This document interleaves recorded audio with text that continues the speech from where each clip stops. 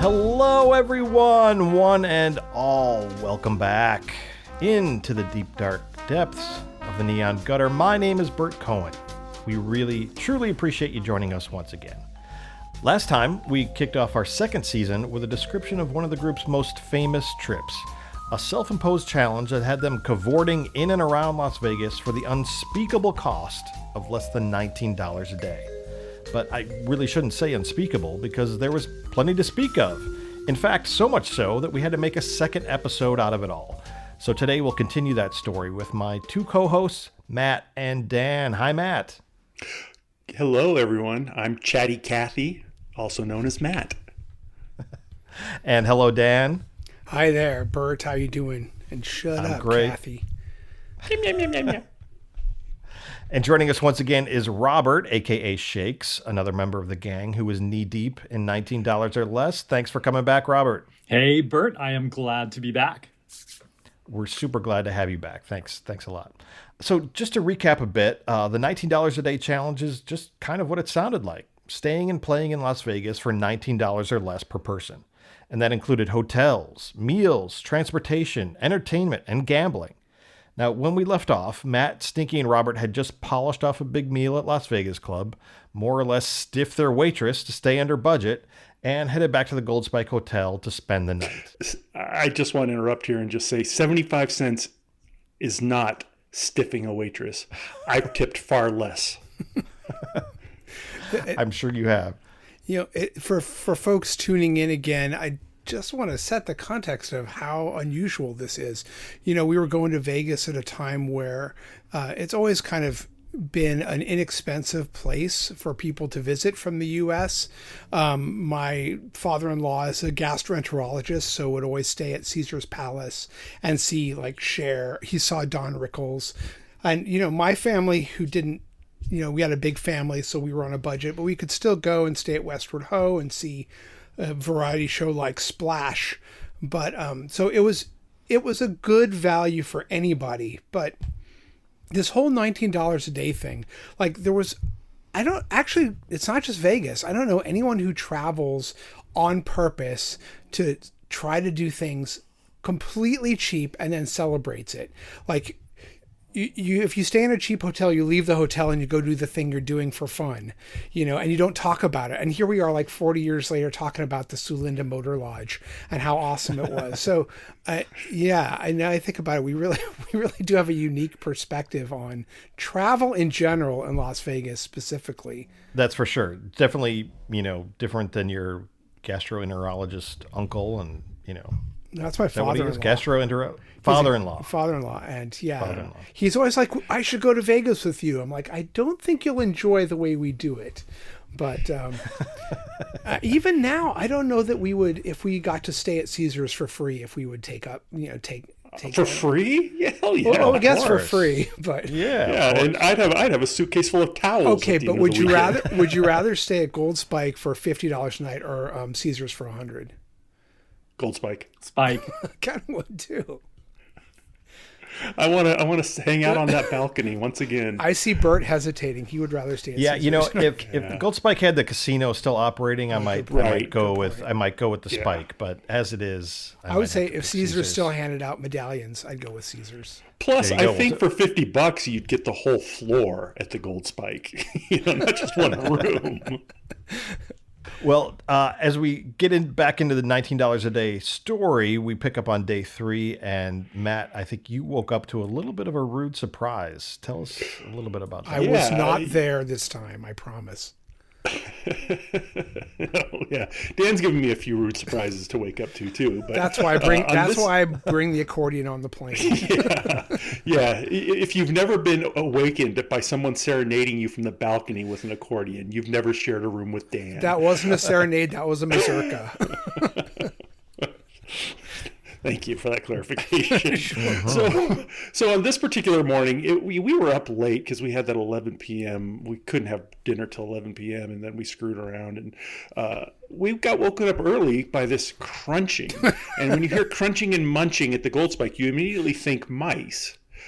But no, it was Robert who had brought in contraband food. Oh, now this was against the rules to bring, because you were supposed to be doing $19 a day. That included all the food that you ate. And so bringing contraband would certainly, or bring your own food would certainly be against the rules, right?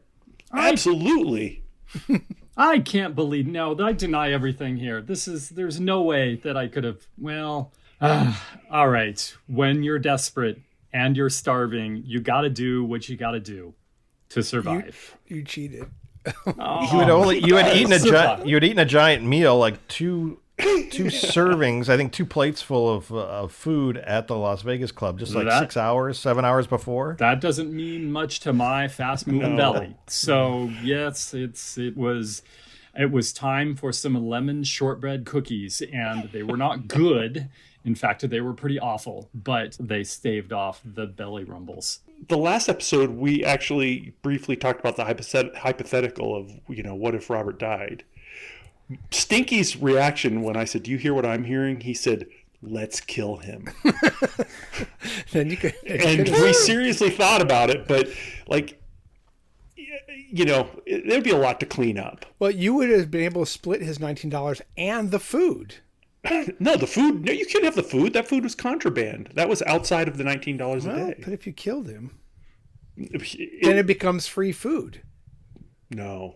I was going to say, if I found a half slice of pizza on the ground in Vegas, I can eat that. But I can't bring a half slice of pizza from home and then eat it. That's what I'm saying. If I put it on the ground. If you killed Robert, it'd be like finding it.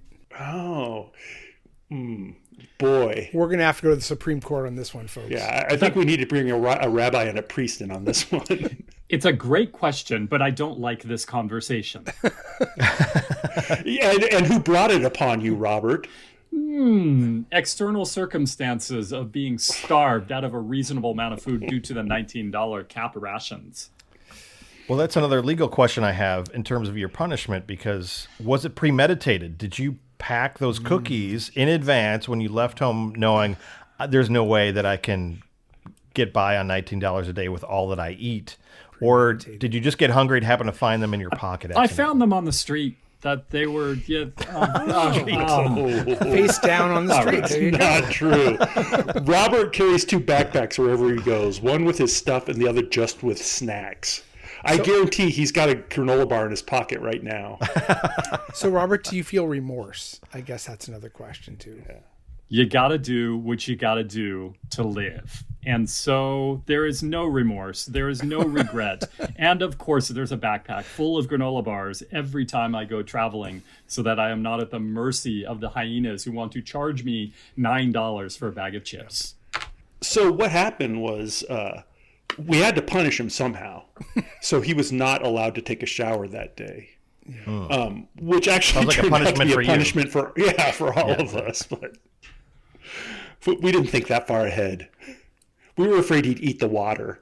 So, Robert, I do understand you getting hungry and needing to eat something. Of course, 5 minutes after you're eating the illegally brought cookies, you guys went to breakfast at the Gold Spike. So that was a very inexpensive breakfast. Is it edible? What were they serving for breakfast, and how much did it cost at the Spike in those days? Inexpensive is a relative term. It was 99 cents for breakfast at the Gold Spike, and that was 2 eggs, 2 pieces of toast, 2 pieces of bacon, maybe some hash browns. I can't remember. I don't think that's relative. I think that's inexpensive in any theory of relativity. Well, it was expensive for us. So, but because we stayed at the Spike, we had 2 free breakfasts. Included in our room, so it was 99 cents total for all 3 breakfasts. So we each had to settle up. We each paid 33 cents, and we actually had to sit there and hand each other nickels and pennies to settle. Right. Today we would do that through Venmo. You would Venmo in that pennies time back and forth. That's right. But it was 33 cents each. The good news was there was no way to tip at the Gold Spike, so we didn't have to tip, and we didn't have to feel bad about not tipping. You chose not to feel bad about not tipping. Yes. And you chose to believe that there was a no tipping policy. Yeah. I mean, they were rude regardless. So after breakfast, then you guys go out and about, riding shuttles and buses down to the Strip, and you make it to the MGM Grand. And then, of course, Robert gets hungry again, and you're over to the Holiday Inn Boardwalk, which was in my early days of going to Las Vegas, was one of those eyesores on the Strip that just looked like it had, was 20 years past its sell date, and always had a reputation for the worst food. And Robert, I think you probably picked out the worst possible thing you can eat at one of the worst hotels to eat at. You got a half-pound hot dog. Tell us why you chose that and what was that like? I chose that because it was lots and lots of food inside of the casing. Now I realize that many people may say it's not food, it's just stuff in the casing. But a half pound can get you a long way when you're running behind on calories. How many egg equivalent? What was the egg equivalent? The egg, they're like a half-pound hot dog. That's like eating 4 eggs of protein and goodness. I'm getting good at this. I was going to guess. Yeah, you get it. I get it now. And Robert also, once he actually ate the hot dog, realized that there were free condiments, and that was probably a good idea to mask the flavor. Plus, that's another maybe quarter egg. How many egg equivalents of condiments? Well, if the condiments are coming out of something you can pump, then it's as many eggs as you can handle. So I pretty much had a 6-egg hot dog there. It was delicious. It was filling. You just put your mouth under the faucet and pump the condiments. I think our whole objective that day, and it was going to take the whole day, was to get the shuttles from downtown to Boulder Station, which is off Strip to the east on Boulder Highway. I think our whole objective that day was just to get to Boulder Station because we had coupons printed from the internet for free buffets there. So we were going to eat dinner there. And that was on our budget, that was the highlight of the day. Oh, yeah, for sure. But it almost sounds like it took you almost the whole day. It did. Just to get yourself to the Strip and then back out to Boulder Station in order to have dinner there. Tell us a little bit about, what your plan was exactly. You were on the Strip, and then you were going to take a city bus to a casino shuttle, or what was the deal exactly? Right. So to get to MGM, we had to take a shuttle to Sam's Town, which is way off Strip as well, and actually pretty close to Boulder Station, and then a shuttle from there to the MGM Grand. And from the MGM Grand, we were going to take a city bus, way out east, probably 8 miles east to Boulder Highway, and then another city bus northwest back up to Boulder Station on Boulder Highway. This is a total fare of like $1 for all this transportation, or is this free? It should have been $1. I think Robert, you and Stinky only paid $1, right? Yep. And I paid $2. Yep. You got sharp use of transfers. So Stinky and I had it going on. You flashed some expired transfers. Yeah, and I tried to flash mine, and the bus driver wasn't having any of it. So I actually had to pay for 2 separate fares. So I spent 10% of my day's budget on one bus ride or one bus trip. Kids, don't use expired transfers. Be cool. Don't use expired transfers. It was allowed under our rules. It was allowed, but I got caught by the man. So Robert wasn't the only one who cheated, but you just got caught. But we had the thing about those free shuttles is, and we wrote a book about them pretending that they run on schedule, but they really don't. And so we were stuck at the MGM Grand for a long time. Wow. And we had time to kill, so we were pitching pennies against the side of the MGM Grand. And they had this lady came out from the casino. She says, "What are you guys doing?" And I said, "We're just goofing around." And she said, "Are you pitching pennies?" We're like, "Yeah." And she says, "I want in." We said, "Okay." So they didn't even bust us. They let us pitch pennies till our bus came. And it sounds very boring to stand around, and it sounds like you were standing around for, hours at a time almost waiting for these buses and shuttles and stuff. But I think from my own personal experience and being at that age and waiting around with friends and stuff, sometimes that's the most fun, is just when you've got nothing else to do except you're just waiting around with friends and you figure out some way to amuse each other, and some of the best times can come out of that, really. Yeah, it was great. I had a good time. I don't know, Robert, did you, other than starving? Pitching pennies on the sidewalk was fun. Watching all the crazy people in Vegas, including us, was lots of fun. The whole thing of just going to screw around and watch it all was great fun, and way more fun than taking it all from the inside of a Lincoln Town Car. And then every like 15 to 20 minutes, Robert would say, I'm hungry. I'm hungry. And then he just started mooing. He's doing that on the podcast too. I'm just editing them out. Yeah, I was wondering about that when I read the trip report. Yeah, I'll edit those out. Don't worry. I'm hungry. He's probably hungry now. The one thing is we got out, you didn't have your phone to check schedules back then. So you just had to trust that the bus was coming at some point. So once we got to Boulder Highway, we just sat there waiting for this bus as the sun went down and it got dark because it was December. So it got dark early. And we're just sitting here in the pitch black in the middle of nowhere. And there's another woman sitting at the bench with us. And Stinky just got so excited. Every set of headlights that came up the highway, he goes, here, that's the bus, that's the bus. Every single one, that's the bus, it's coming. And then finally, this woman just punched him. He was so tired of him. But eventually the bus did come. That's great. So you got to Boulder Station. Now, it's kind of amazing that you had these coupons for a free dinner. I understand why you guys, especially at this time and at this place, were going to take all day to get there if you had to get a free, was it a buffet at Boulder Station? Tell us about the meal, and how did you get these coupons? Where did they come from? It was a free dinner buffet because the internet was still a fairly new thing, and so hotels were trying to figure out, is anyone looking at this? They still had websites with little barricades and flashing orange lights that said under construction on them. and yeah, so they had this free dinner buffet because they just wanted to see if people were actually looking at their website. So yeah, all you had to do was go to so it counted. Wow. We could do it because we didn't have to do anything special to get a free buffet, and we got dinner for free. And this was a full buffet, like the whole kind of ambrosia salad. Oh yeah. Oh, wow. I think Robert can speak about egg equivalents. But I think the most amazing thing for me was after 3 days of hot dogs and fried chicken and eggs and bacon, there was like fresh fruit and salads and something with fiber. A real food.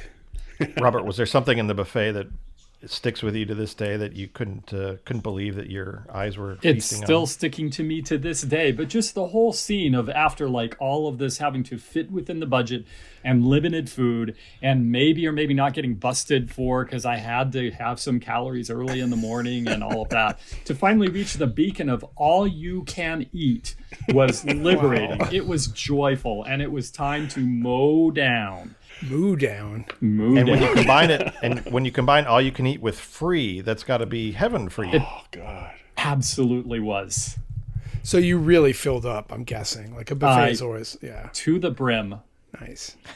He did. I've been at buffets with Robert, and I don't remember that particular one where he'll have 11 or 12 plates of food.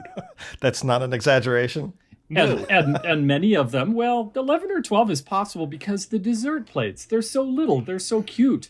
And when you have 7 dessert plates with little desserts and cute, that's enough to help fill up and really hit that sweet spot that I've been craving for, that I tried to hit with cookies in the morning before getting busted. So that was finally the moment of truth and the moment of happiness in the $19 desert day. Wow. I'm guessing that this is about 20 egg equivalent. Oh, at least. I mean, we're talking Cool Hand Luke territory now.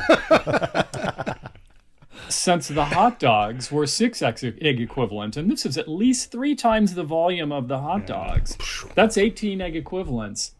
And then there's dessert. So, call it anywhere between 21 eggs and 24 egg equivalents of a meal. And I didn't have to eat for a little while then, several hours afterwards.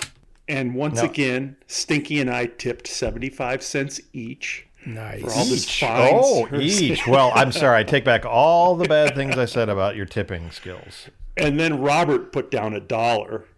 Ooh, he must have. It's kind of gauche. Well, it's kind of gauche. You take 15 plates from the buffet. Flaunt your wealth. As if he wasn't already in trouble with us, then to try to show us up like that. But, given the proportion of food that I was able to mow down in that buffet, I think it was more than fair for me to say, here is my one moment of profligate spending. Because I don't do a lot of profligate spending. 25 cents extra. Yep. It was pretty showy, definitely showy. Yes. But then we had to get back downtown. Yeah, so it's understandable that this might be the super highlight for you guys, but you still needed to get back downtown because the highlight of the night was still yet to come, and that's you're going to have a cocktail soiree at the Gold Spike. So tell us what that was about. Well, when you got $19 a day, the first thing you think is, man, I should throw a party. So on the internet forums that we were involved in, we said, hey, we're going to be doing this trip. Why don't you join us? We'll have a cocktail soiree at the Gold Spike on Saturday evening. First, we had to catch the bus, and the bus arrived just as we were coming out of Boulder Station, so we actually had to run for it. Oh, wow. And Stinky, Robert with 18 pounds of food in his stomach had to run for the bus. But Stinky had a hole in his pocket and 4 pennies fell out. And he was seriously considering going back to get those pennies and miss the bus because, 4 cents. I wouldn't say he thought better, but he did make the bus. Okay. So yeah, the soiree, we invited people online because we had been posting about our Vegas world exploits and all, and invited people to join us for a cocktail at the 50-cent cocktail at the Gold Spike. And if you've never heard of the Gold Spike, by the way, we talk about it a lot because it is our stomping ground then, but this is a place that's deep downtown off the kind of downtown strip. And just one of these divey places we talked about it in the Dive Casinos episode. It has a very unique smell, and you wouldn't go there unless you had a reason to do something really tasteless. So yeah, it's not the first place you would think of to throw a party and invite your honored guests. Yes, it's probably the last place. It's the first place I thought of. But it is where Ocals play, so. Yes. Yeah, we invited them. We weren't buying their drinks. We just invited them to join us. Gotcha. And, so you weren't hosting the party in terms of trying to buy cocktails for people. No. It was not an open bar, I'm sure. Yeah. No. Yeah. So we had about 6 people show up. That's how famous we were at that point. Yeah. And we all hung out, and they were mightily impressed by our digs. We took them up to our room and showed them that, and we hung out and had 50-cent cocktails. And Robert gambled 10 cents and lost. This was the first Gold Spike soiree, or the first Big Empire soiree. Yeah. Wow. Yeah. Which makes me think of something. You said the Gold Spike was not where you'd have these parties. And one of the things that always puzzled me about the Gold Spike was, like, casinos back then always had loss leaders, the buffet or the show, a cheap room to get you in to get your gambling. The Gold Spike, the food was cheap, the room was cheap, the drinks were cheap. The gambling was cheap, so I'm not sure where the profit center was. Maybe the little prophylactic machine in the restroom. That's why they're no longer around the way they were. Yeah.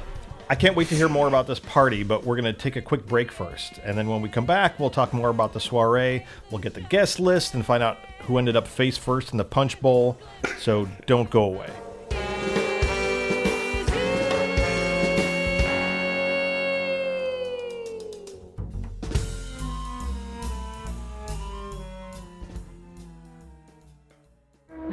Coming to Las Vegas, downtown is the excitement you're looking for, and the Fremont Hotel and Casino is the center of that excitement. For $9 per person double occupancy, you can stay with us tonight. We want to extend season's greetings to you by the way of a great room rate, and the Fremont has just that for you. So come in and ask for the $9 per person double occupancy radio special based on availability. Remember, you're only paying $18 per room per night. Take the Casino Center off-ramp to the Fremont Hotel and Casino in the center of downtown Las Vegas and stay tonight for $9 per person double occupancy. Now in the Fiesta showroom at the Fremont, a new Dynamite review, Skin Tight.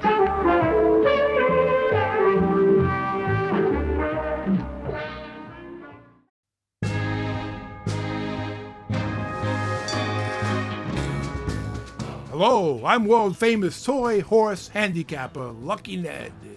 I know the listeners of the Neon Gutter love Sigma Derby as much as we do, so we're going to bring you races at home or wherever you listen to the podcast. Could be in your car or on a walk with the dog. Could be on the toilet. I'm going to give you the odds for the next race, and you can bet as many quarters as you want on the outcome. After the next part of the podcast, we'll return and give you a live call of the race as it happens with all the excitement you can handle. Giddy cup, giddy cup, giddy cup, giddy cup, giddy cup. Okay, let's see. The plastic horses are all lining up now, approaching that little plastic gate, and here are the odds. We got 1-2 looking fresh at 7-1. 1-3 is running 41-1.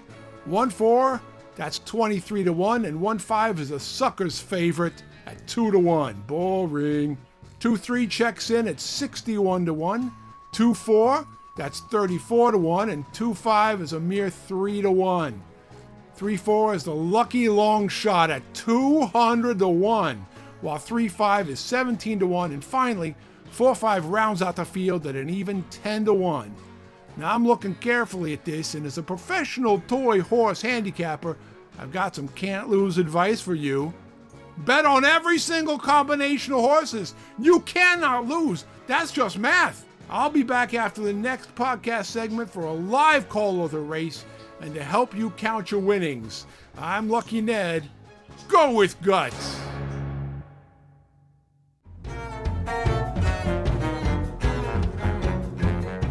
Thanks so much for coming back to the Neon Gutter. We're talking about the cheapest way to travel to Las Vegas, $19 a day, and even including an all-star soiree and the mix of events. But first, Dan, I wanted to mention your conspicuous absence in the trip. In future soirees, which there were many that you guys hosted, you'd be a central character in those. Where were you at this time for this first soiree? I loved the ones in the future, especially when we started doing sartorial splendor and dressing up. It was really fun to dress really loudly. Yeah, at this time I was out of grad school and had moved to the Bay Area and was kind of being a little more conscious about how I was spending money and thinking about conspicuous consumerism and just feeling kind of I wouldn't say guilty, but turned off, I guess, by Vegas and the way it's kind of set up in the middle of the desert. It's not really a sustainable place. There's all this water in the middle of nowhere. So there was something in me that was kind of reacting, like thinking, I don't know if I can continue to go there. Like I was just feeling over it. Yeah. Understood. So I was avoiding it for a couple of years. So, as we in the business of having fun say, Dan was what the technical term is, a party pooper. But it begs a question, Dan, because you became a huge part of the whole scene and a huge part of the soirees. So what changed? It wasn't you, Matt. Nope, never. That's for sure. It was actually. It was. You said it earlier, Burt, too, which is. You like when you're pitching pennies on the side of MGM, it doesn't matter if you're waiting for a bus, just the point you're hanging out with friends. And it's always been such an easy place to meet as we all started to scatter across the country. It was really easy to get to Vegas. Flights were always cheap. Rooms were cheap. It was great to be able just to stay in touch with that growing group of friends. So it doesn't matter that it has some shadows in Las Vegas and some problems with this town. It's still worth going, and it's always a blast.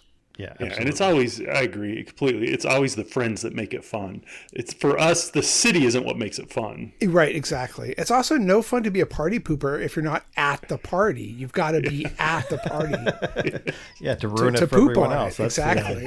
No fun about for party that. for me to That's poop why we on. invited you. So on this first soiree, you said you had some like internet fans show up. Who were you talking about? Were these tourists? Were they local? Were they beautiful women from Eastern Europe? Who's coming to your soiree that you advertised on the internet in the early days of the nascent World Wide Web and got people to show up for cocktails at the Gold Spike? It was a mix. It was other people who were in town and who had read our previous trip reports or whatever, but were vacationing at the same time as us, and some locals who were starting up their own websites or Vegas businesses, and so were, in the same forums as us. So it was a mix. It was all men, though. I will say that. No women joined us at the Gold Spike that first time. Also understandable. Yeah. But Ted was there, right? He was one who would show up in future years, and Ted was there. Bill here was there. A guy named Sam. A guy named Jack. All of them, they were on that evening, they were all fun to hang around with. Nice. Yeah, Bill here was an interesting guy who would collect like all of those coupons and stuff and fun books that you guys would talk about and tourist magazines and stuff. And if you wrote to him and sent him a few dollars, he would cut out the coupons you wanted and mail them to you. So you had them in advance of your trip. It was kind of an amazing little service he put together. Yeah. Yeah, and he was just a retired guy who had time on his hands. But he was also someone who had the same spirit as us. It's like, yeah, I'll do anything. And on the cheap. Yes. Well, he had a Corvette, though, and we got a group photo from that night, and he drove his Corvette up onto the sidewalk, blocking the entrance to the Gold Spike, and we all posed in front of his Corvette for a photo. And that lasted about 30 seconds before Gold Spike security told him, yeah, that's probably not a parking spot. And a similar photograph without the Corvette every year would become sort of a tradition for your soirees. That's right. Yeah, we'll post those. Yeah. Yeah. A lot of times Gold Spike. A lot of times those photos would be the people that came to the soiree and people who had no idea what we were doing but just joined in. Jumped in. Absolutely. The photo. Absolutely. So what did you guys do at the soiree? Did you dance? Did you sing? Did you just stand around a drink?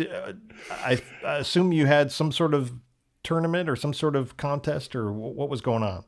We did, and Robert can talk about this. We had the first ever penny slot tournament where everyone is given a 50, or in this case, they had to buy their own 50-cent roll of coins. And then you had a half hour, and whoever came back with the most pennies won. And Robert, you were the winner of the first ever penny slot tournament. So how did you do it? Well, obviously you cheated.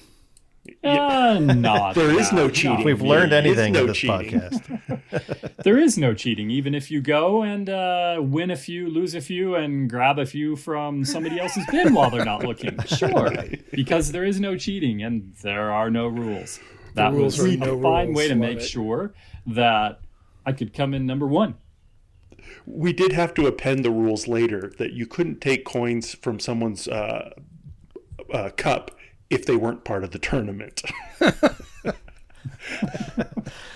Now, I know in future years that the regular customers, the locals who would stake out their territory in the what it was called the copper mine, the penny slot area, were none too pleased that other people were having fun in that area. How did they react to your soiree and the tournament itself? I think it's important to note that actually the Gold Spike, they call themselves Ocals, not locals. Exactly. Yes. For many years, and it was like years. There were letters missing on the marquee of the Gold Spike. It once said where locals win.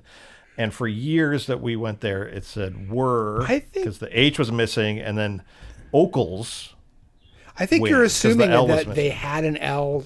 Maybe they never had an L. I mean, that's possible. You don't really know. They only had one, so they had to choose whether it was Ocals or Locas. And as their marquee said, it was where Ocals could also buy a 50-cent shrimp cocktail. That's right.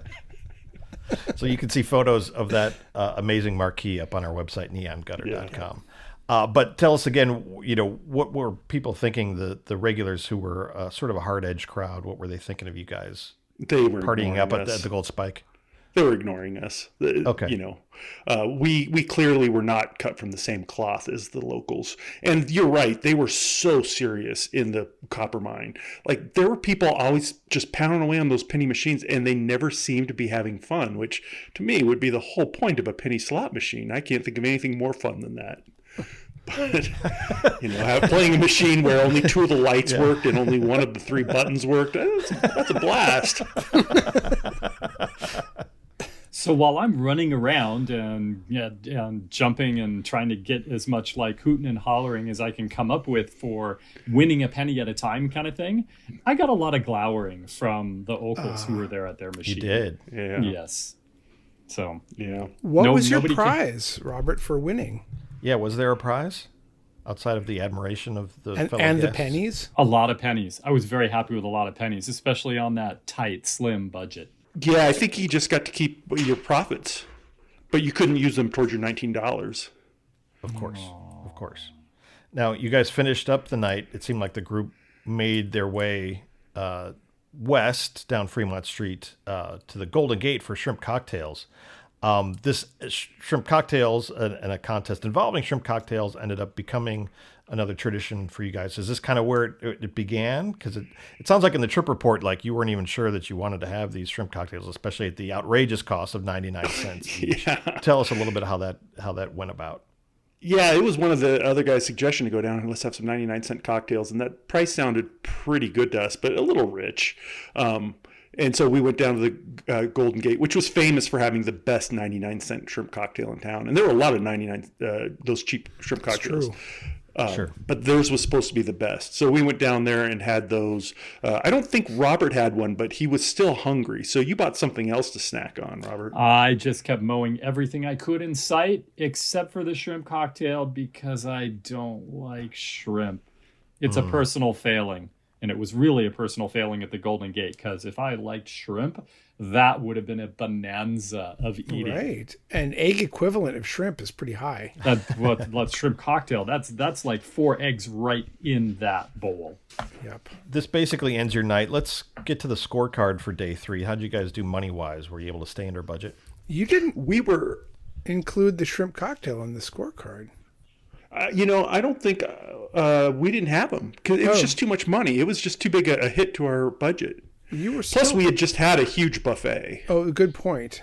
That's true. Yeah. Robert did get a packet of soup crackers for 10 cents at the Golden Gate, but none of us got I 11 see that on the 11 cents scorecard. with tax. Yeah, 10 cents with a penny tax, right? That's the Yeah. the beautiful But you were thing rolling in about pennies. The beautiful thing about the trip report is the accuracy, like Yes. really down to that 11 cents is noted here. You have to prove that you did it, right? I guess so. And we had a lot of time to do accounting work while we were in Vegas. So on that day, for the whole day, including $8.07 for a night at the Gold Spike, I spent $13.95. Wow. And I was the big spender because I spent $2 on transit, where Robert and Stinky only spent $1. Stinky only spent $13.19. Crazy. And then Robert was $13.52. But remember, he got himself a half-pound hot dog, and he was the big tipper, and he got those delicious crackers. Nice going, Robert. Yeah. So, Matt, you were like $5.05 under budget. I assume you left that for housekeeping the next day? You know what? I think we forgot to tip the maid. Oh, no. Wow. We hung the towels up nicely, and we told her as we left. We barely used them. You can reuse these. It's okay. I also had a special expenditure that day. And this was while we're at the tournament, at the penny slot tournament. I see all these people glowering at me, and I'm like, I'm ready to fight back. And what I do is I just go to some of the bins and drop a penny in so that somebody can be like, ah, there's free money here in this copper mine game. And So generous. so I did that 6 times and really got some big spending that had to be put down on the budget. 6 cents 6 for cents. pennies dropped in the casino slot machines. Wow. You could have been under $13.50 if you had not done that, but you were so Could have. generous. I was under Matt. That's what really mattered. This is what philanthropy is all about. But for the first few days now, we were close to $10 under budget. Crazy. Yeah, it's kind of amazing. But to be fair, we Really hadn't amazing. really gambled yet. We just screwed around Of course, so far. of course. 10 cents of gambling. I was the big gambler on that day, Saturday. The whale. You were the whale. Yep. So Dime day whale. 4, you guys wake up and again decide to go all the way over to the strip again. It's at least the north end of the strip, but you go all the way to the strip again for breakfast. Did you walk And again? this time, Because that's a We huge. did. yeah, of course, and to the Sahara. So this is during the NASCAR renovation, that Yes. Sahara, that era kind of. And what sort of breakfast deal did they have over there at that time? It was $2.99, so it was the most expensive meal of the trip, I believe. And was it a buffet or coffee shop? Where were you $2.99. getting this? Buffet. Buffet. Okay. But we so it was got there- another all you could eat buffet for $2.99. Yeah. That's pretty good. And because we had to walk all the way from downtown, we got there almost at the end of the breakfast buffet. And when we paid and walked in, the lady said, "Be sure to check out the delicious desserts or whatever." And we got in there, and she literally meant just to check them out because they were roped off and they were for lunch only. Oh, no. And we were not allowed to have lunch. We were only allowed to have breakfast. Cool. So when she said check out, she meant, yeah, go look at them. Just gawk at them. Wouldn't you like those? Mm-mm. Robert, I'm a little surprised you didn't have the idea to, straddle 2 meals. So, come in for a late breakfast, then hang out a little bit, and then, just kind of hang out in the booth for lunch as well. That would certainly be the way to take care of getting too hungry in between those meals, is to just close that gap entirely and have everything from eggs to bagels to roast beef sandwiches and prime rib. Well, I didn't see any prime rib there, but anyway. Yeah, there was no prime rib. And I'm not even sure. I think beef was in quotation marks when they said roast beef. So eventually you guys then just kind of wander the strip and end up at Casino Royale, which I think is maybe on its last legs now in Las Vegas. There? I don't think it's okay. I think it's ready to be coming down pretty soon, unfortunately. Yeah. I've had a lot of good times there. But what drew you into Casino Royale on this day? Quarter craps. We wanted to play quarter craps, and they had it. They had quarter craps with 10 times odds, and so we were going to go check that out, but we got distracted because out front they had a big sign saying free slot tournament every hour. And we had just seen that exciting slot tournament at the Desert Inn where husbands yelled at their wives to do better. And we wanted a piece of that action. So we signed up for it and did it. And the best part, I think, for me was that the person running the slot tournament's name was Rocket. That was the person's name. And that means you have 2 career choices, either roller derby or the host of a free slot tournament. You can't do anything else with the name Rocket. But we got to be the ones hitting the buttons. And to be honest, I discovered how challenging it is to hit that button and be good at slots. Yeah, that's a hard thing. You have to really develop that skill. Yeah. Were you wearing your professional slot player gloves that you had acquired a couple days earlier? I had worn a hole through it during the penny slot tournament at the Gold Spike. Yeah. Yeah. So I've invested heavily in much more robust slot gloves. That might not have been pro quality. Yeah. But if you are at a machine in a slot tournament, you are allowed to be as loud and as obnoxious and as mocking of your opponents as you would like to be. And you were. I was, if you can believe that. That slot tournament took so much energy that by the end of it, my voice was hoarse and I was starving. Wow. You're an impressive man. Well, lucky for you, you were able to call it quits on $19 a day at this point and head out of town. So you were leaving town a little bit before Matt and Stinky. How did you get to the airport, and did you immediately buy $50 worth of food at the airport once you got there?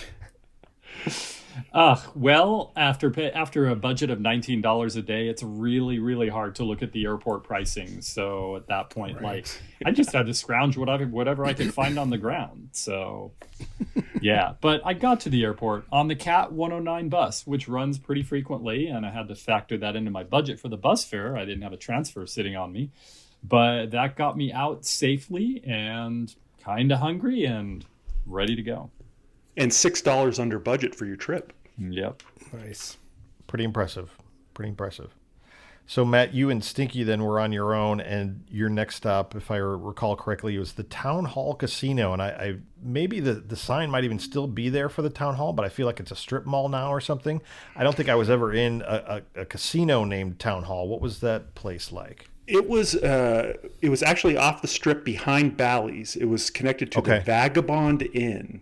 And it was essentially slots and 2 blackjack tables in the lobby of the hotel. And we had coupons for match plays for their blackjack table. Oh, nice. Bet $1, and if you win $2. And I think we had a couple of those, so we thought, we can't lose. And in fact, we did lose. We lost every hand. Oh, my God. Oof. Yeah. That's rare.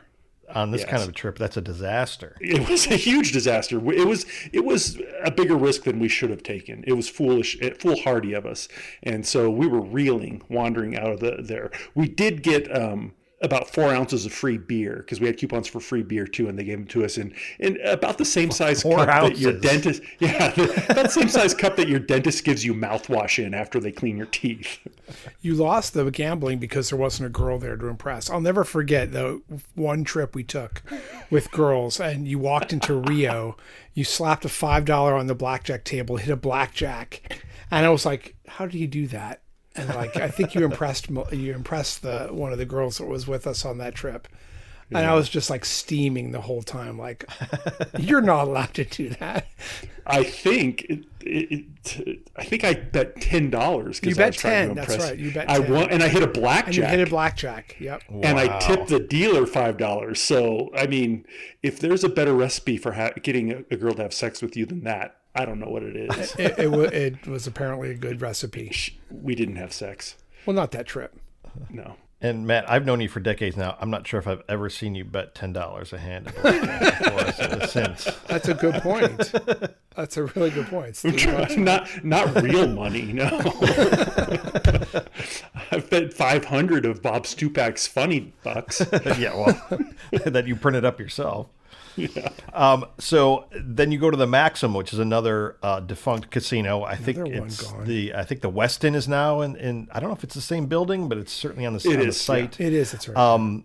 And the Maxim was certainly getting long on the tooth when you guys visited. What was that place like, if you recall? It was just it would be a big hotel in any town but Vegas. In Vegas, it was a small hotel with a small casino behind the Flamingo, and really just run down and without any inspiration or any reason really to exist. Otherwise, cheap rooms near the Strip. But when we got in there, we saw that they had a sign for Steve Rossi performing there, formerly of Allen and Rossi, who used to be the headliners at Vegas World that we saw, of course, with our free tickets at Vegas World. And it wasn't Allen and Rossi, it was just Steve Rossi. The straight man, right? Yeah. Yeah, he was just doing his straight man bits, yeah. It's just like telling all the jokes without the punchlines.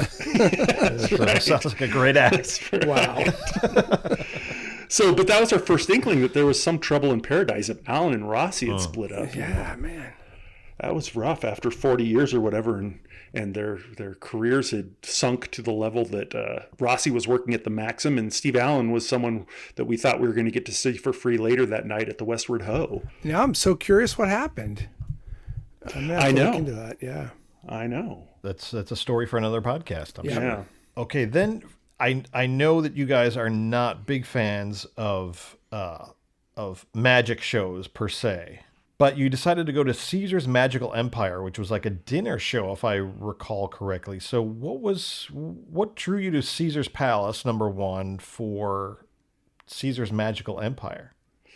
We were not getting the dinner show. The dinner show actually cost money. Okay. But nobody was going to the dinner show, so they were offering all kinds of things to get people to go to just see what it was, and then hopefully they'd buy a dinner.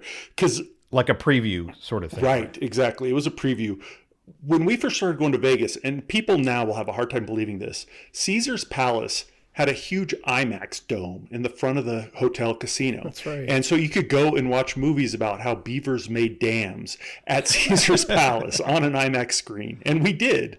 It was fun. But that was not flashy enough for Caesars as they moved forward, and so they replaced it with a huge forum called the Caesar's Magical Empire. And this was, I don't know, I think they spent $75 million, something crazy like that, to build this. And there's going to be a whole dinner theater in the round and up close magic, and you're immersed in this whole magical empire. And it was a massive flop. Is this the one with the animatronic, like Caesar in the middle of the thing? That was in the mall. That was in the forum shops. Yeah, this was, I don't think you ever went in there. I didn't. It actually didn't last very long, and it became the showroom for Celine Dion for many, many years. They dumped the Magical Empire and went with Celine. Given the choice, I hate magic. I'd rather see magic than see Celine. But So we got a free preview, which is you got to go in and you got to, they just have people come out and do a few tricks for you, and they tell you how wonderful it was going to be, and you got a couple of free drinks. And you got to sit in an air-conditioned room and kind of feel like they didn't realize that there was no way in hell you were going to pay them to see this show. They thought you had money too. So Now, Dan, you said you don't think you ever went, but I know that Phil did, because if I'm not mistaken, this preview is where they would give you those Caesar medallions that Phil still wears. No, the Caesar medallions were from the earlier, like 90s. And they would just Fountains hand of them Fortune. out. No, remember you had to hit a jackpot on a Fountains of Fortune slot machine. No, there was a a $10 time when they were reward handing, jackpot. because I don't think I earned one. They were handing them out early on. This was in like late 80s, 90s. You'd walk in and there'd be, maybe because we were young, but we would just get handed them by the Grecian women and the Roman men, I guess Roman women, but they looked more Grecian to me. Anyway, they would hand them out. And was this in the mall? I can't remember. That was before the mall was there. So, okay. Yeah. Okay. No, this was just as you came in. Maybe they just did hand them out. I thought they gave them to us when we played their Fountains of Fortune slot machines. They had quarter Fountains of Fortune, and maybe I'm sure I never played like, those slots, but I did get one of those medallions at some point. Yeah, and they had like Caesar was really muscular, and he had a throne, and you could go and take your picture with Caesar on his throne up front, and it was really campy in a very fun way, which Caesar's no longer is. Right. And like we used to raise a ruckus in there, and they were supportive of us just being total jackasses. Yeah, we have pictures of us with strangers in our pictures who wanted to get pictures with us because we were being such dorks. Yep.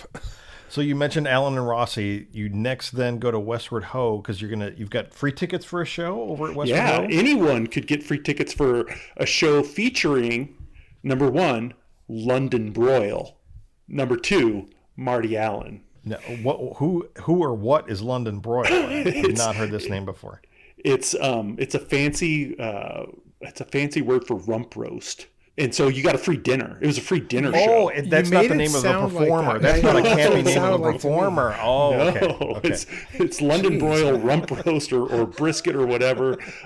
Some potatoes. I think they promised Cherry's Jubilee. DJ Brisket. And then a show called Hooray America, which controversial title, starring Marty Allen. A lot of picketing outside. Yes, yeah. Hooray America. And so they had really split. The sad thing is we didn't get to see the show, so we missed the part where they did a salute to grandparents, because I guarantee they had one. You gotta figure. As long as they're going to the really heavy material. Yeah. But we didn't get to see the show because it was dark in December. We had seen it on their website, and we thought, here's free dinner.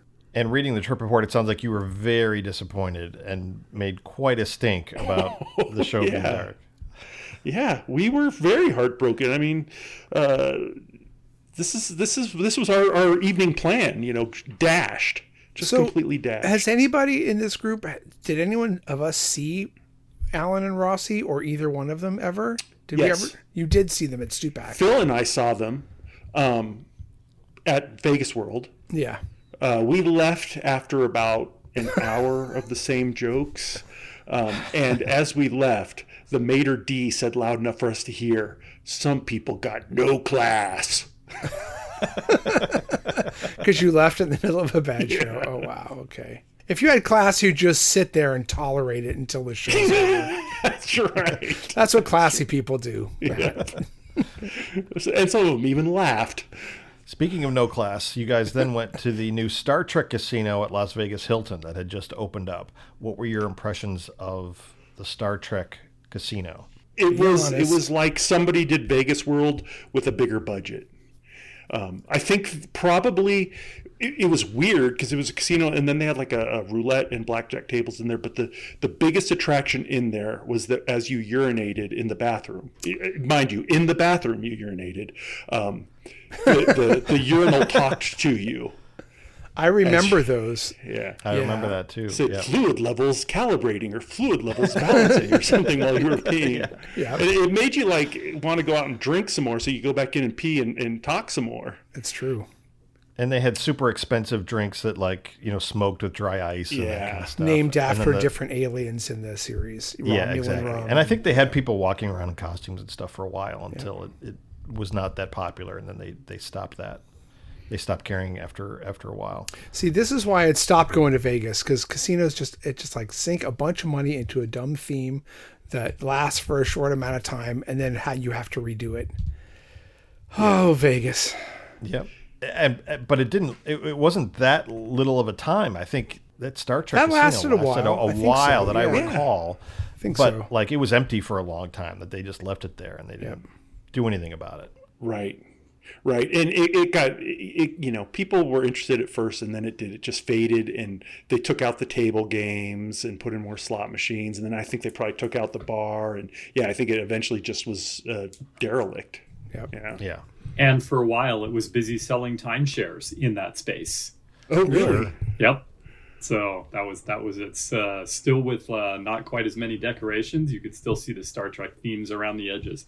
But mostly it was just like, hey, you want a timeshare here, don't you? And that's how they generated some revenue from that otherwise decrepit space. I'm trying to remember if that's where I got one of the 7 I own. Can't remember. So you guys then make your way back downtown where you feel a little bit more home and wanted to play some more quarter craps. You go to the plaza and you play some craps and have some entertainment.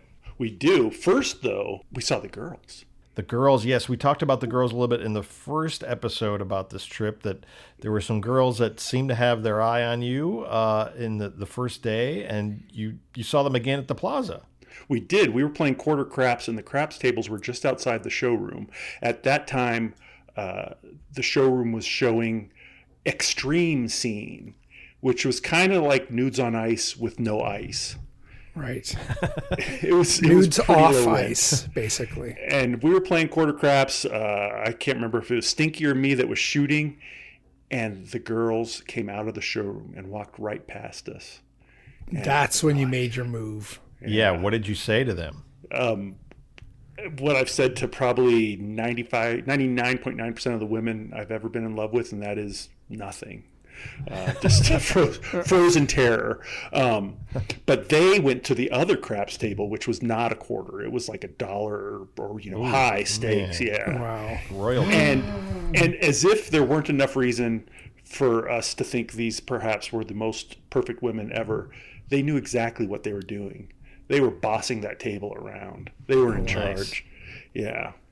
And, That's impressive. here we are with our little stacks of rat biscuits, and they're over there with blue and red chips, and you're just like, oh my God. Very exciting. The other thing, too, was when you're playing craps at that time at the plaza, the one thing you could hear better than anything else was the Extreme Scene had one of those globes that guys rode mini bikes around inside of. Oh, yes. I remember that. Great act. So they could go upside down if they got enough momentum going and spun around inside this steel cage globe. So you could hear that, and you could also actually smell exhaust fumes. Oh, you could smell the A DC. lot. Nice. That's what I was going to say. That's another very distinctive smell when that show was going on. Yeah, which is a refreshing break from the tobacco. But yeah, so the girls come out, and I'm like, hey, Stinky, he's shooting. And I'm like, they're right over there. And he's like, not now. I'm hot. I've got the dice. He was on a roll. And by the time his roll was over, they were gone. Ugh. They were gone, and they had left, and they were, I don't know if we were going to see him again. You kind of drown your sorrows at the Omaha Lounge, which was famous for their no dancing policy, but some of the people were breaking that policy. If I recall. Yes, they had posted on every column in the Omaha Lounge, no dancing, because it's a lounge with live music, so of course. Yeah, well, why would you want people to dance? And the Omaha Lounge was actually pretty famous. This is a Jackie Gone property, so it was pretty famous for how bad the lounge acts were. Wow. It seemed to alternate mostly between a Filipino guy named Dusty Barron, who sang like his own parody songs, and the Sunspots, which Wait, were Dusty Baron is the name of the performer, not Yes. an entree at the restaurant. right. Well, both. Okay, I'm Both. getting them confused, so I just had to clarify. Both. It was a cheese-colored fries at the Westward Ho, but also a performer at the Omaha Lounge. Okay, all right. Yeah, gotta get the Dusty Baron with bacon. And extra water, please. Yeah. But this evening, it was close to midnight by this time, and an act named Laura Ashe was coming on. And we were sitting there. We had gotten beers at the tables, so we just took them over there to drink them and pretend we had paid the $1 that drinks cost in the Omaha Lounge. And this elderly woman started talking to us, and she was so excited about the Laura Ashe band. And I didn't quite get what was so exciting about it, but she was really excited, and she explained to us that she used to be a showgirl. And she asked if we wanted to see her dance, and we said, yeah, sure. And so she danced against lounge policy. Oh, my God, breaking the law. Yeah. Security, I don't know if they were just watching, waiting for her to go too far. But then she said, do you want to see my mannequin? And we're like, sure. And she's, in her 70s or so, and she gives us her pop and lock mannequin. And it's like, wow, she's keeping up with the times. Nice. And we're like, yeah, that's really good. And then she said, how old do you think we are? And we're like, oh, maybe like 55. And because she was clearly in her 70s. And so we wanted to flatter her. And she was pretty pissed. She thought she looked a lot younger than that. You were supposed to say 22. Yeah.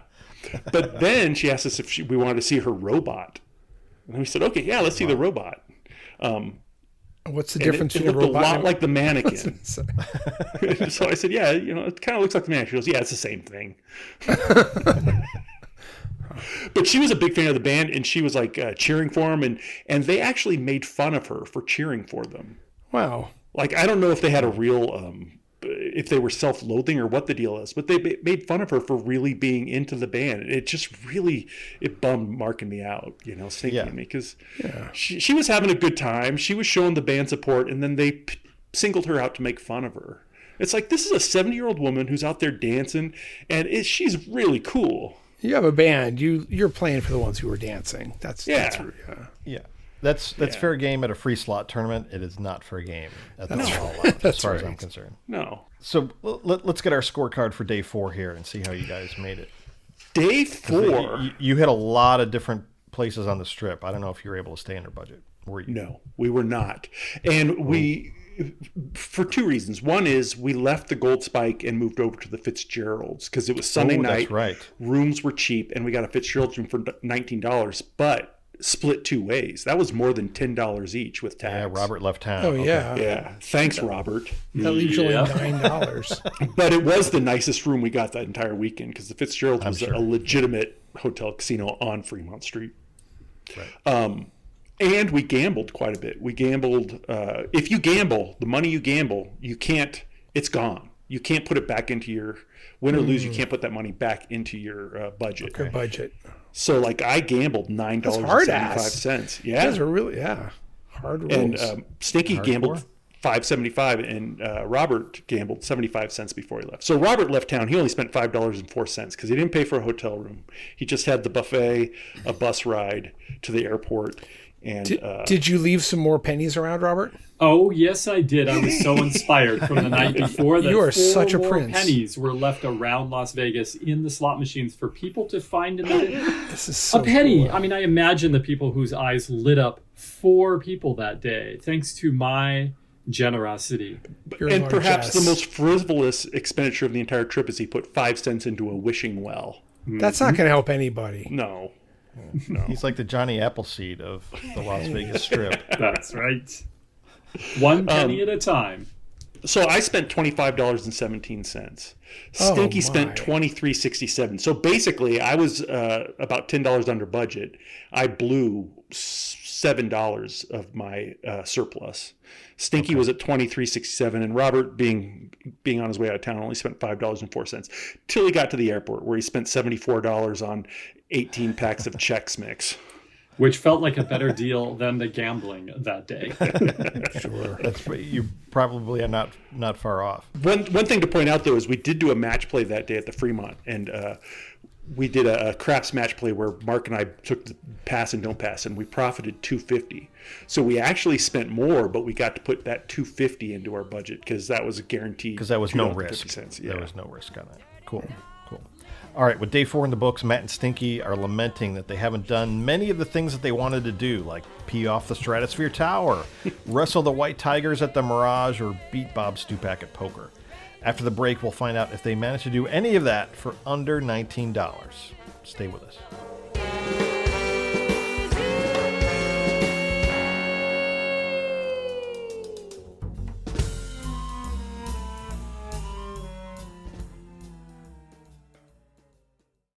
Beginning summer 1997, you're invited to engage your senses, transport your spirit, and boldly go where no one has gone before.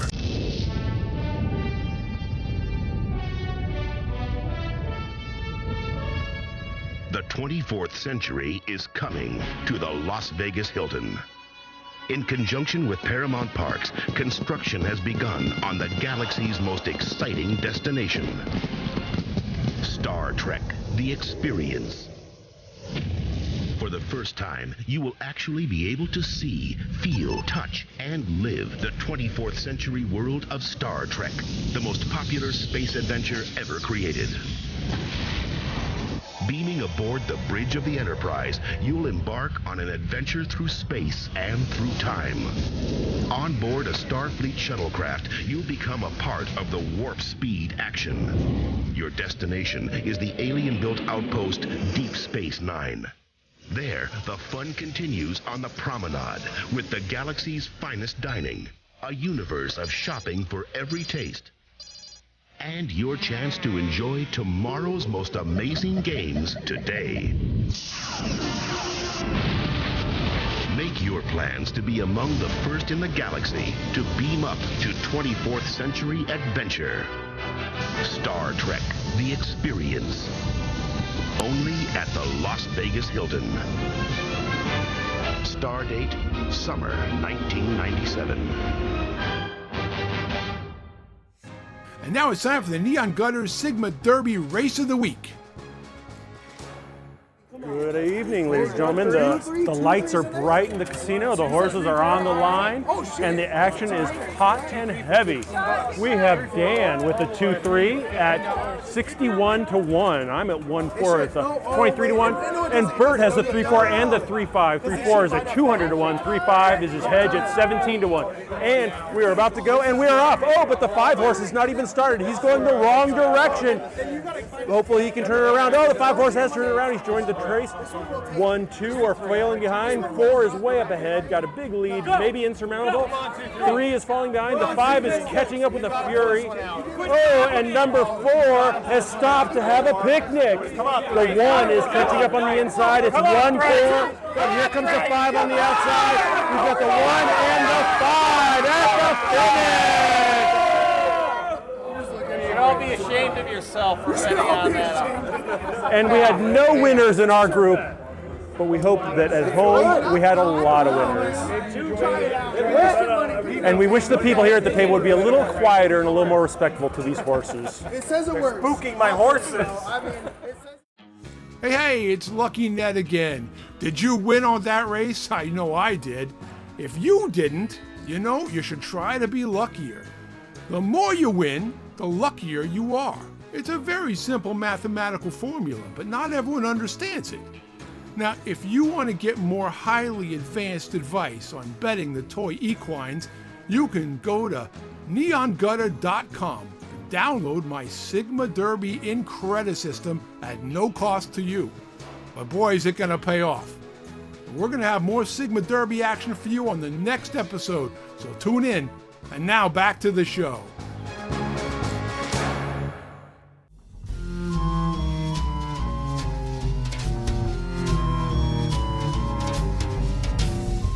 Welcome back to the Neon Gutter. It's the last $19 day, and the guys have a few more things to check off their to-do list before they leave town and tally up all their costs. So how did you guys manage to do on your last day? What did you do on your last day? We had a lot of time on our hands that last day. We must have been headed out late in the day. So we got up, we walked over to the Fremont Street and did more match plays. We had more of those match plays for the craps table. And I think we probably got those out of those Santo tour books that we stole. So we each got a $2.50 bonus right off the bat. And then we were going to go, and when we did that, we wanted to be kind of coy. So Mark went to one end of the table and I went to the other and put our $5 down pass, and he did hit on don't pass. And the pit boss looks at me and he goes, you guys got a system. I get it. I'm like, oh, yeah. Saw right through you. Yeah. And he goes, you split $5 in profit. And I said, hey, $2.50 each is a lot to us. And he goes, I believe it. That was a diss, basically. Yes, it was. Oh, yes, it was. But he wasn't wrong. Yep. So then we had to take the bus down to the Strip because ultimately we needed to be at the Fremont because at that time, or the Frontier, which is a strip casino, because they had a free shuttle to the airport for anyone. Oh, nice. Oh, wow. Yeah. And that's how we're going to get back to the airport to go home. So my question with that was, for years, the Frontier had a culinary union picket line in front of it, like for years. Did you have to cross the picket line to use the shuttle? Were you a scab shuttle rider? Yes. But we had a way to assuage the picketers. As we went through, we said, don't worry, we won't tip anyone. Nice. Yeah. But we were actually going to eat the buffet at the Frontier, so we were really scabby, but they had raised the price of it. But to get there, we did not walk. We actually took the bus from downtown. And taking the bus on Las Vegas Boulevard is $1.50, not $1. Yeah, or at that time. Yeah, they were gouging the tourists for $1.50. So we had to pay $1.50 just to get down to the Frontier. Las Vegas Boulevard, the rich man's road. Yeah, seriously. We were kind of like stuck without a plan once we realized we couldn't have the Frontier buffet. And I shamefully admit that I think we went into O'Shea's, which was part of Flamingo. It sounds right. Yeah, next to I think it was or Riviera. There, right? Part of Isn't Riviera? it still? No, it was O'Shea's. definitely mid strip. I think it's still. Is it still connected to the Flamingo? I don't know. I think it's part of the Link now. I don't know because I don't go into O'Shea's, but they had a Burger King, and I am ashamed to say that we ate at Burger King. It's just out because we didn't know what to do, and we were hungry, and it was there, and it was not good. But we felt like, hey, we had some fruits and vegetables 2 days ago. We can take it easy. That's enough. Hungry. It was Shoes on the other foot now, huh? Hungry. Yeah, you got to do what you got to do in the same vein as chomping granola bars early in the morning in a hotel room. Yeah. Just wait a minute, granola bars. I know about the cookies. There were granola bars too. There's probably everything in that bag. And as bad as the Burger King was, it was probably not as bad as the half-pound hot dog at the boardwalk. You also had time to write all this down. Then it became this trip report, and people really started to go like, "What the hell are these guys doing? What is this?" Maybe you want to go for the trip totals. You're in town for 4.5 days. You want me to jump right to the totals? I stole your line, Burt, but No, please. That's absolutely, yeah. I just think this is so amazing. The final total is. It's completely amazing. This is why people were paying attention. Okay, well, for that last day, I want to say we did go back. We went to the Imperial Palace for their car show. Oh, of course, yeah. It's really important. The car show it had a whole floor of their parking garage. It was really a car dealership, a vintage car dealership, but it was also a car museum. And it was pretty cool. But the Imperial Palace, and Dan and Robert, you guys, or any of you, if you agree, the Imperial Palace was the creepiest casino in Las Vegas. I mean, we went to gross casinos, dirty, scary. It was creepy in so many ways. There's it was just certainly something... one of, yeah. Well, we always described it as like the hideout from a Kung Fu movie's villain. But the villain. Yeah, they even used it that way in Austin Powers. Yeah, they did. And its owner had an affinity for Hitler also. And one Yeah, of the that made it a cars in the little extra collection. creepy. And I think, Creepy he enough. had Hitler's car, and he got fined for celebrating Hitler's birthday. Yes. Wow. Yeah. And it's actually one of the few strip properties that had a distinctive, terrible odor. Yes. Every time that you walked in. Right. yeah. That would Rare, hit you. rare on this trip. They usually Imperial would take Palace. care of that. Its olfactory fingerprint was different in that there was this weird fried food element to it. I mean, there was the smoke and everything else, but there was like a weird fried food element to it everywhere in the casino. It was a weird place. Well, once you put fried food in your casino, and that's how the Luxor is now. Yeah. The whole place smells like Nathan's hot dogs. It's kind of sad. The other thing I remember about the Imperial Palace is they had the dealer-tainers, because they had a show of celebrity impersonators for many, many years. That's right. And they would make those performers like, okay, you guys are only working a couple hours a night. You got to work on the casino floor. They would make them deal blackjack and stuff in their full makeup of whatever celebrity they were impersonating. Yeah. It was crazy. And I remember being there one time where one of the players like, who are you supposed to be? It's like, well, who do you think? And it's like, I have no idea. It's either Prince or Paul McCartney. I can't quite tell. Or Cher. Okay, so I'm going to steal your line, Dan, and we'll get to the totals here in a second. But first, I just have to know what happened with those girls. Did you meet up with them again? How did that resolve itself? We made our way back to the frontier to catch that shuttle, and they were there playing slots. The girls from downtown, and it was just serendipity. And we saw them, and they saw us, and we were walking right toward them, and there was no way around it. And as we got closer, the two of them were smiling and giggling, and they looked at each other, and one of them said to the other one, "Oh my God, we were so totally wrong." And they turned and looked away, and never looked at us again. That makes me sad. Yeah. And Mark, It makes me more embarrassed than sad, though, Matt. I'm way past embarrassment at rejection. And Mark, God rest his soul, never did marry. So, yeah, it ended, like I said, people who know us well would be pleased to hear that those girls escaped. Especially your wife. Yes, my wife especially. Yeah. All right, so let's get a total now for your 4 days in Las Vegas. Well, on day 5, which was a partial day, $5.20, or $3.20 for me, $4.20 for Stinky. But that includes $2.50 in cash that we earned from our match play. Gotcha. So yeah, we spent $3.20. So for days 1 through 5, This is crazy. Stinky spent $70.10 For 5 days in Vegas. Yes, for food, gambling, entertainment, hotel, transportation. That does not include the cost of shoe wear. Basically $14 a day. Yeah, mine was $72.77. Big spender. Amazing. Yeah. And Robert was $31.90 for a full 48-hour period. So he was still $6 under budget. Pretty fantastic. Would you do it again? That's the big question. Like, would you, at your advanced age, do this kind of trip again? In a heartbeat, without question. In fact, if I could have redone that trip, we would have tried to do it for $14 a day and tried to scrimp even more. Yeah. But absolutely. In fact, I invite you guys to join me on a $38 a day trip to Las Vegas. So, oh my. Assuming for inflation, $38 a day. Thanks, Biden. Well, I am not excited to do it, but I would definitely not miss the chance, given a chance to do it again. I will just bring some meditation tapes and stay in the hotel and see if I can do it without eating.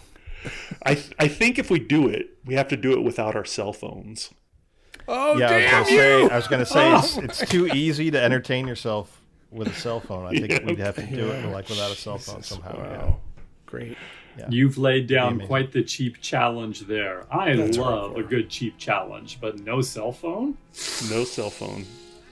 You've thought Or of maybe, everything. like, Damn yeah, you. sporadic checking or something. But we'll Yeah, have maybe. to figure out the rules on Yeah, that. and any coupons that are can only be accessed on a cell phone, those would be legit, I think. All right. Well, thank you guys very much for that, and thanks for the invitation for doing this again on $38 a day. I now that I think about it, I can't believe I've already agreed to that. I'm going to have to maybe renege on that. But thanks so much for going through in so much detail this amazing trip that you guys were able to pull off for $19 a day in Las Vegas. It's really incredible.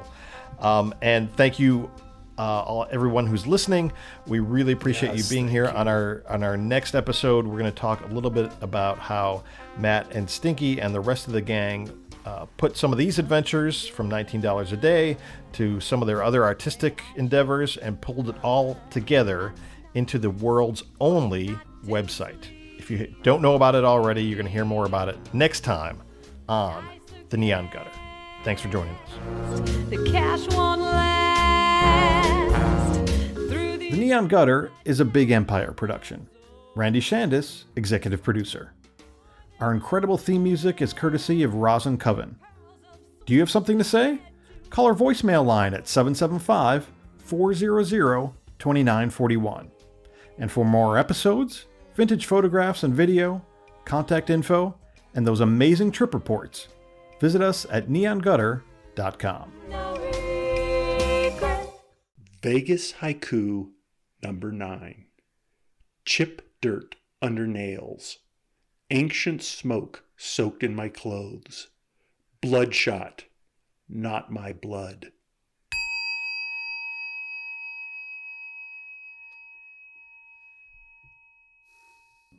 Gross.